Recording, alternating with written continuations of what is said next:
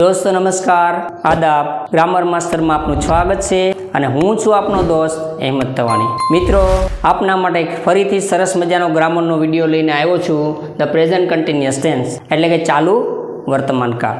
આ પહેલા આપણે ત્રણ ટેન્સ શીખી ગયા છે ધ સિમ્પલ પ્રેઝન્ટ ટેન્સ એટલે કે સાદો વર્તમાન કાળ, ધ સિમ્પલ પાસ્ટ ટેન્સ એટલે કે સાદો ભૂતકાળ, ધ સિમ્પલ ફ્યુચર ટેન્સ એટલે કે સાદો ભવિષ્યકાળ। અને એ ત્રણેય કાળને પુનરાવર્તનના રૂપમાં શોર્ટકટ કી દ્વારા એક એક્સ્ટ્રા વિડીયો બનાવીને મેં તમને સમજાવવાનો પ્રયત્ન કર્યો છે। તો મિત્રો આજે આપણે સરસ મજાનો કાળ શીખવાનો છે આપણી સરળ શૈલીમાં, સાદી ભાષામાં, પરંતુ એક શરત છે મિત્રો, જો આ કાળ તમારે શીખવા હોય તો એક પછી એક એટલે કે સ્ટેપ બાય સ્ટેપ એ ગ્રામર શીખવતા હોય તો પહેલું સ્ટેપ શીખે તો જ બીજું સ્ટેપ મગજમાં બેસે। આ જે ચાર વિડીયા મૂકેલા છે એ આ વિડીયાની લિંકમાં તેની ડિસ્ક્રિપ્શનમાં લિંક આપેલી છે અને લિંક ઓપન કરી અને વિડીયો અધૂરા જોયા હોય અથવા તો જે મિત્રોએ ના જોયા હોય તે પહેલાં જોઈ લીજો, પછી આ વિડીયો સમજજો એટલે ટેન્સ એક પછી એક તમને ફટાફટ સમજાઈ જશે। તો હવે આપણે આ ટેન્સની શરૂઆત કરશું ધ પ્રેઝન્ટ કન્ટિન્યુઅસ ટેન્સ। હવે આપણે ગુજરાતીની અંદર એક વાક્ય સમજાવું છું કારણ કે ગુજરાતીમાં આપણે ખ્યાલ હોવો જોઈએ કે ચાલુ ક્રિયા કોને કહેવાય, ચાલુ કાળ એટલે શું, તો આપણે કાળ ઇંગ્લિશમાં સમજાઈ જશે। એટલે પહેલાં હું તમને એક સરસ મજાનું ઉદાહરણ આપું છું। રાહુલ અંગ્રેજી લખી રહ્યો છે અથવા બીજું વાક્ય રાહુલ અત્યારે અંગ્રેજી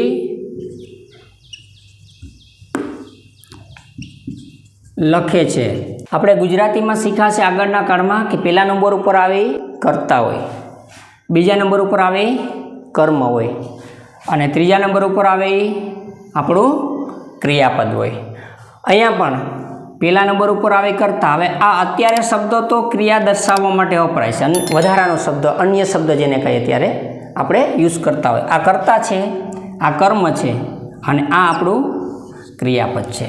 હવે કોઈ પણ ક્રિયા ચાલુ હોય તો અહીંયા શું કીધું, રાહુલ અંગ્રેજી લખી રહ્યો, લખવાની ક્રિયા કેવી છે, ચાલુ, લખી રહ્યો, વાંચી રહ્યો, બોલી રહ્યો, જઈ રહ્યો, આવી રહ્યો નથી, રમી રહ્યો નથી, લખી રહ્યો નથી, વાંચી રહ્યો નથી।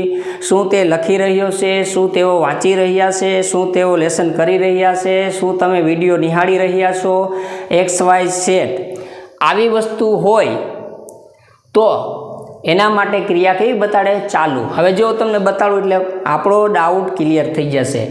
અહીંયા લખી રહ્યો એટલે ક્રિયા કેવી છે, ચાલુ, અને પછી છે કે નથી શબ્દ આવે છે એટલે તો છે કે નથી ક્યાં કાળમાં આવે, વર્તમાન કાળ એટલે ચાલુ વર્તમાન કાળ। અહીંયા આ પોઈન્ટ ઉપરથી સમજાઈ ગયું। જો અહીંયા લખી રહ્યો શબ્દ છે, વાંચી રહ્યો, બોલી રહ્યો, જઈ રહ્યો, આવી રહ્યો, હસી રહ્યો, રડી રહ્યો, XYZ કોઈ પણ સેન્ટેન્સ હોય અને પછી અહીં છે કે નથી શબ્દ આવે, લખી રહ્યો છે, લખી રહ્યો નથી, છે કે નથી ક્યાં કાળમાં આવે, વર્તમાન કાળ। તો આ લખી રહ્યો ક્રિયા ચાલુ છે અને છે કે નથી શબ્દ પાછળ લાગ્યો તો વર્તમાન કાળ એટલે ક્રિયા કેવી બતાડે, ચાલુ વર્તમાન કાળ।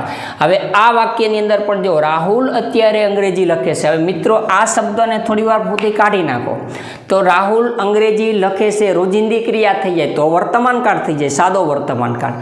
પણ અહીંયા અત્યારે શબ્દ આવવાથી વાત જ્યારે કરવામાં આવે ત્યારે ક્રિયા કેવી બતાડે, ગતિ કરતી, ચાલુ ક્રિયા બતાડે છે એટલે એને આપણે ચાલુ વર્તમાન કાળ કહીએ છીએ। મિત્રો હવે આજે આપણે બે ઉદાહરણ ગુજરાતીમાં સમજ્યા। હવે એના પછી આપણે અંગ્રેજીની અંદર વાક્યરચના જોઈ અને એક એક ઉદાહરણ, માત્ર તમને ખ્યાલ છે મિત્રો આગળના વિડીયો જોયા હોય તો જોજો, એક જ ઉદાહરણમાં આ કાળ તમને કમ્પ્લીટલી રીતે માઇન્ડ સેટ થઈ જશે અને ગોખણપટ્ટી કરવી જ નહીં પડે। ખાલી 10 મિનિટનો સમય આપશો એટલે આ કાળ તમારા માટે આસાનીથી સમજાઈ જશે। તો હવે આપણે શરૂઆત કરીએ મિત્રો। હવે પહેલું વાક્ય છે હકાર, કર્તા પ્લસ ટુ બીનું ક્રિયાપદ। ટુ બીનું ક્રિયાપદમાં મિત્રો વર્તમાન કાળ છે એટલે અહીં આવશે એમ, ઇઝ અને આર। ત્યાર પછી ક્રિયાપદના મૂળ રૂપને છેડે આઈએનજી, ક્રિયાપદના મૂળ રૂપને છેડે આઈએનજી અને કર્મ. હવે આવશે બીજો પ્રકાર નકાર. નકારમાં પહેલાં આવશે કર્તા, પછી આવશે ટુ બીનું ક્રિયાપદ એટલે કે એમ, ઇઝ અને આર. હવે નકાર છે એટલે ટુ બીના ક્રિયાપદ પછી આપણે શું લગાડવું પડે? નોટ. પછી ક્રી એટલે ક્રિયાપદ અને મૂ એટલે મૂળરૂપ, એના શેડે આઈએનજી લગાડવાનો અને પછી આવશે આપણું કર્મ. હવે અહીંયા પ્રશ્નાર્થ વાક્ય ત્રીજો પ્રકાર. પ્રશ્નાર્થમાં મિત્રો પહેલાં આવશે ટુ બીનું ક્રિયાપદ. ટુ બીનું ક્રિયાપદ એટલે એમ, ઇઝ અને આર. પછી આવશે આપણું કર્તા. પછી આવશે આપણું ક્રિયાપદનું મૂળ રૂપને છેડે આઈએનજી. પછી આવશે આપણું કર્મ અને ક્વેશ્ચન માર્ક. તો મિત્રો આ 3 ઉદાહરણ તમે જો, હકાર, નકાર અને પ્રશ્નાર્થ. હવે આપણે એક ઉદાહરણ લઈએ છીએ એટલે ખ્યાલ આવે છે. દાખલા તરીકે હિના અંગ્રેજી બોલી રહી છે. બોલી રહી છે. હિના અંગ્રેજી બોલી રહી છે. હવે જો પહેલાં કર્તા, કર્મ, ક્રિયાપદ. હવે પહેલાં કર્તા લેવાનો તો ગુજરાતીના વાક્યમાં કર્તા કેટલા નંબર ઉપર હોય? પહેલા નંબર હોય, હિના. પછી ટુ બીનું ક્રિયાપદ. હવે આ કાળ કયો છે? વર્તમાન કાળ.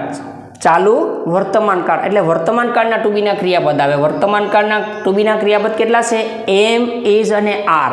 મિત્રો આ બધી વસ્તુ મેં તમને સાદા વર્તમાન કાળમાં ધ સિમ્પલ પ્રેઝન્ટ ટેન્સમાં આના ક્રિયાપદો શીખવાડેલા છે.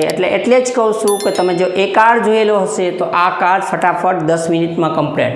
પહેલાં કરતા આવ્યો, પછી ટુ બીનું ક્રિયાપદ આવે. હવે હિના છે એ ગર્લ્સ છે, હી, સી, ઇટ. એમાં હિના છોકરી હોય, ગર્લ્સ હોય તો સી યુઝ કરવાનો, સમજવાનો. એટલે આપણે હિના લખ્યું એટલે સી સમજીએ તો હી, સી, ઇટ સાથે શું આવે આપણું? ઇઝ. કરતા આવી ગયો, ટુ બીનું ક્રિયાપદ આવી ગયું. પછી ક્રિયાપદના મૂળ રૂપને છેડે આઈએનજી. તો આપણું ક્રિયાપદ ક્યાં છે? બોલી રહી છે. બોલવાને ઇંગ્લિશમાં શું કહેવાય? સ્પીક. SPEAK, speak. અને એના છેડે આઈએનજી એટલે સ્પીકિંગ. કર્તા આવી ગયો, ટુ બીનું ક્રિયાપદ આવી ગયું, ક્રિયાપદના મૂળ રૂપને છેડે આઈએનજી આવી ગયો અને પછી આવશે આપણું કર્મ. ગુજરાતીમાં કર્મ કેટલા નંબર ઉપર હોય? બીજા. અહીંયા આવશે આપણું ઇંગ્લિશ. તો મિત્રો આ થઈ ગયું છે. પહેલાં કર્તા આવ્યો, પછી ટુ બીનું ક્રિયાપદ આવ્યું, હિના છે એટલે ઈ જ આવ્યો, પછી ક્રિયાપદના મૂળ રૂપને છેડે આઈએનજી આવ્યો અહીંયા અને પછી આપણું કર્મ. એટલે આ વાક્ય આપણું હકાર થયું છે. તમે બરોબર જો સમજી લ્યો. એવી જ રીતના નકાર વાક્ય છે. નકાર વાક્યની અંદર પણ પહેલાં કરતા આવે. અહીંયા ઉદાહરણ લઈ લઈએ એક એટલે ખ્યાલ આવે. એ જ ઉદાહરણ તમારી સામે રાખું છું. હિના અંગ્રેજી બોલી રહી નથી. બોલી રહી નથી. તો આ વાક્ય છે નકાર થયું. તો આપણે નકારની વાક્ય રચનામાં પહેલાં આપણે આવશે કર્તા. તો કર્તા કોણ છે? તો કે હિના. પછી શું આવે? તો કે ટુ બીનું ક્રિયાપદ એટલે કે વર્તમાન કાળમાં એમ, ઇઝ અને આર. તો હિના છોકરી છે તો એની સાથે ટુ બીનું ક્રિયાપદ શું આવે? ઇઝ. પછી આપણે નકાર છે. શું છે? નકાર.